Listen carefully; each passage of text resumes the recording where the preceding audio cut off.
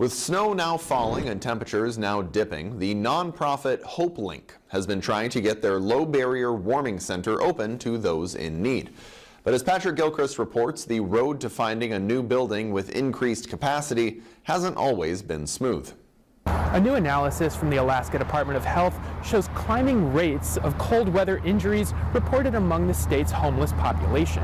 Released Monday, the report identified housing status and hospitalizations for cold exposure injuries in Alaska trauma registry data between years 2012 and 2021. Losing a foot overnight on a particularly cold night is going to influence or impact the rest of that person's life to a pretty severe extent.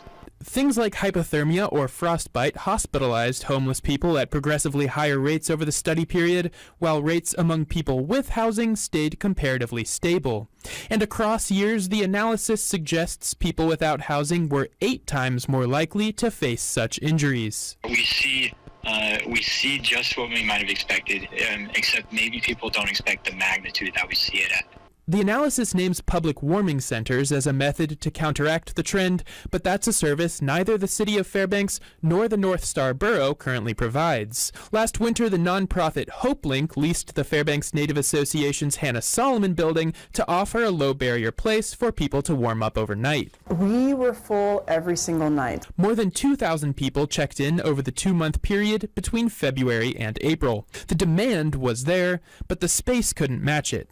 Lines formed outside the door. When that started happening, some folks would just not get to go in because someone would stay there all night to stay warm, and we had to start implementing a cycle. People would enter, spend a couple hours warming up, and then have to leave. And that felt terrible to us. Long term, the organization is striving to own a building to fulfill their mission. But for now, that permanence is eluding HopeLink due to budget constraints. Just to pay our staff and to lease a space for the year is close to a $100,000 budget, and that's about all we're able to fundraise in a year. That means HopeLink is currently a mission without the roots of ownership grounding it to a particular spot.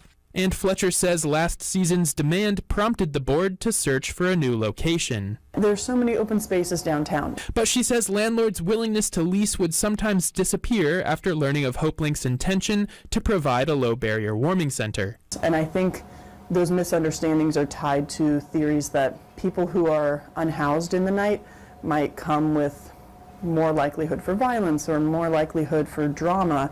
But in our experience, we only ever had one broken window over that whole 2-month span. HopeLink was aiming to open over 2 weeks ago for this season, but could not. Still, Fletcher says 2 leads for new leases have come up, a church downtown and a privately owned building on Hall Street, both of which have space for increased capacity. But neither deal is finalized. I really hope we can get a solution soon, but it looks like we'll have clarity in the next month.